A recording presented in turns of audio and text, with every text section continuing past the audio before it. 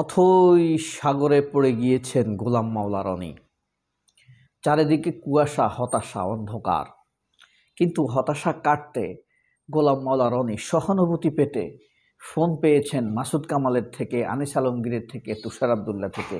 অনেক বিএনপির সমর্থকও ফোন করেছেন কেন্দ্রীয় নেতারা। এই হলো আদর্শের হযবরলতা। আসলেই গোলাম মাওলা রনির সামাজিক ও পারিবারিক অবস্থা তছনছ করে দিয়েছে ইলিয়াস হোসাইন। আমরা হয়তো এটাই ভাবছি, ইলিয়াস হোসাইনই গোলাম মাওলা রনির পারিবারিক এবং সামাজিক অবস্থাকে তছনছ করে দিয়েছে, ভেঙে দিয়েছে, খান খান করে দিয়েছে।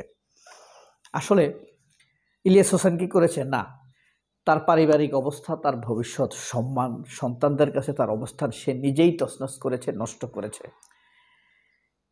ইলিয়াস হোসাইন এটাকে শুধুমাত্র উন্মুক্ত করেছে। এসব ঘটনাগুলো আরও আগেই ঘটতে পারত, কিন্তু কোনো এক নারীর এবং এই গোলাম মাওলা রনির পারিবারিক কথা চিন্তা করে তিনি এসব উন্মুক্ত করেননি। ইলিয়াস হোসেন চেয়েছিল এই জিনিসটি সবার সামনে সবার চোখের অন্তরালেই সমাধান হয়ে যাক, তার পারিবারিক অবস্থা ঠিক হতো। তো এখন আসলে ইলিয়াস হোসেন আসল পাগল পাইছে, আসল পাগল পাওয়া গেছে। যে নারী গোলাম মাওলা রনির স্ত্রী হিসেবে নিজেকে উপস্থাপন করেছে, কোথায় তাদের মামলা হয়েছে, দেখা হয়েছে, সাক্ষী কারা, এসব কিন্তু নিজেই উপস্থাপন করে সত্যিকার অর্থে প্রকাশ করে দিয়েছে। শাহবাগ থানায় তাদের এটা জিডি হয়েছে, এটাও সেটা বলেছে।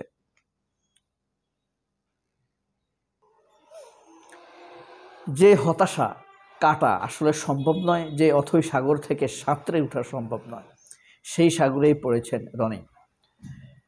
তার সন্তানরা তাকে ধিক্কার দিতে শুরু করেছে, রীতিমতো ঘর ছাড়ার কথা বলছে। তার স্ত্রী, তার পারিবারিক সম্পর্ক কিন্তু ভালো ছিল এক সময়, মানে পরের স্ত্রীর সাথে, সেই স্ত্রী তাকে ধিক্কার দিচ্ছে।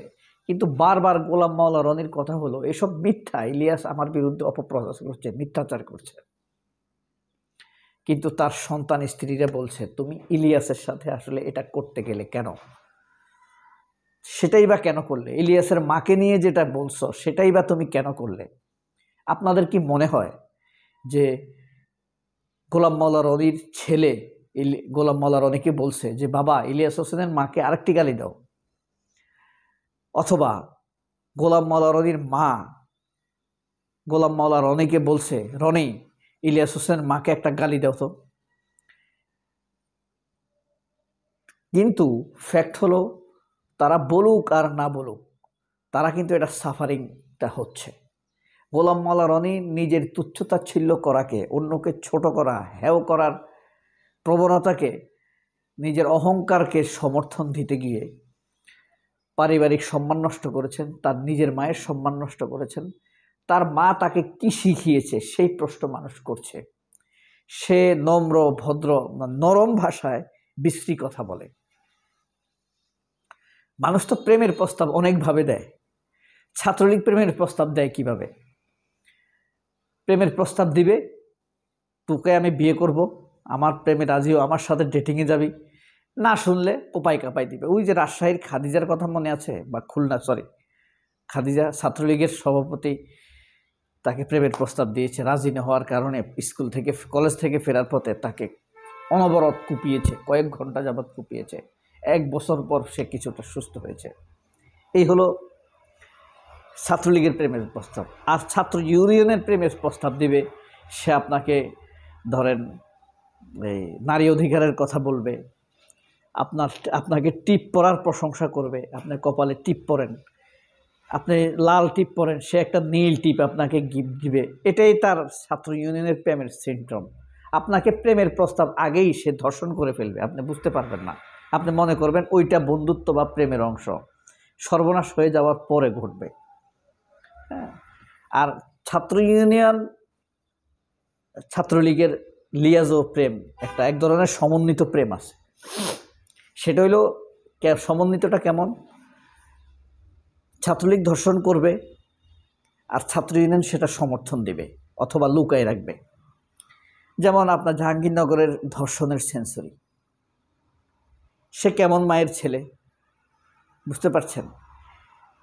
সেই সব ধর্ষণকারীদের নিয়ে গোলাম মাওলা রনির কোনো বার্তা নেই, কথা নেই, বক্তব্য নেই। একটা নামাজি ফরহেজগার মানুষকে নিয়ে সে মিথ্যা কথা বলেছে। আশ্চর্য ব্যাপার হলো, বাংলাদেশের নারীবাদীরা, বাংলাদেশের সুশীলেরা এসব মিথ্যা কথা ছড়ানোর কারণে তারা একটি বক্তব্যও দিল না। সুলতানা কামালেরা কোথায়? এলিনা খানেরা কোথায়, যারা নারী অধিকার নিয়ে কাজ করে? কিন্তু আমাদের পরিবেশ উপদেষ্টা কি এটার নাম, বেলা, রেজওয়ানা বেলা, বেলার প্রেসিডেন্ট, সরি রিজওয়ানা হাসান, তারা একটা বক্তব্য, সে তো নারীবাদী, কোনো দিক থেকে কোনো রকম বক্তব্য আসে নাই। বিএনপির কিছু লোক উল্টো খুশি যে ইলিয়াস হোসেনকে তো সাইজ করছে গোলাম মাওলা রনি। এখন গোলাম মাওলা রনি তো সাইজ হয়েছে অথই সাগরে পড়ছে, এবং এমন জায়গায় সাইজ হয়েছে সেখান থেকে গোলাম মাওলা রনিকে কেউ প্রকাশ্যে সহানুভূতি দেখাতে পারছে না। এমন এক পরিস্থিতি হয়েছে, প্রকাশ্যে সহানুভূতি দেখাতে পারছে না, তাকে নমিনেশন দেওয়ার সাহস দেখাবে না এখন কেউ। আসলে গোলাম মাওলা রনি এগুলো কেন করত? এটা হলো আওয়ামী রক্তের এক ধরনের বাজনা আছে, রবীন্দ্রনাথের গানের এক ধরনের বাজনা আছে। রবীন্দ্রনাথের গান আপনাকে নির্দ্বিধায়, মানে একটা সফট র্যাপিস্ট বানিয়ে দিবে আপনাকে। ধর্ষণ করার স্টাইলটা আপনাকে নতুন করে দেখিয়ে দিবে, কিন্তু ধর্ষণের পর থেকে আপনাকে ফেরাবে না। এই গোলাম মাওলা রনির মধ্যে হচ্ছে রবীন্দ্রনাথীয় এক ধরনের আওয়ামী লীগ, ফ্যাসিবাদ কিন্তু সফট স্টাইলে, চ্যানেলাই মতো, জিল্লুরের মতো। জিল্লুর আছে না, চ্যানেলের জিল্লুর, খালেদ মহিউদ্দিন, এদের মতো। এর হলো সফট, আপনি বুঝবেন না। তারা যে ফ্যাসিবাদী, খুনি, ধর্ষণের পক্ষের, মানে ছাত্রলীগের সন্ত্রাসের পক্ষের, লুটপাটের পক্ষের, এটা আপনি বুঝবেন বহু পরে। আওয়ামী লীগ সরাসরি যেটা, সেটাকে আপনি চিনে ফেলবেন, কিন্তু এদেরকে চিনতে আপনার বহু সময় লাগবে। ততদিনে আপনার কারবার সারা হয়ে যাবে, আপনি ততদিনে হেরে যাবেন।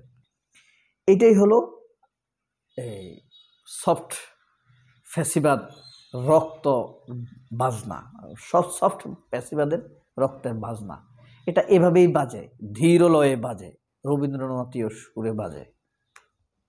বুঝতে পারছেন? সবাই অনেক ভালো থাকবেন। অথই সাগর থেকে বাঁচুক,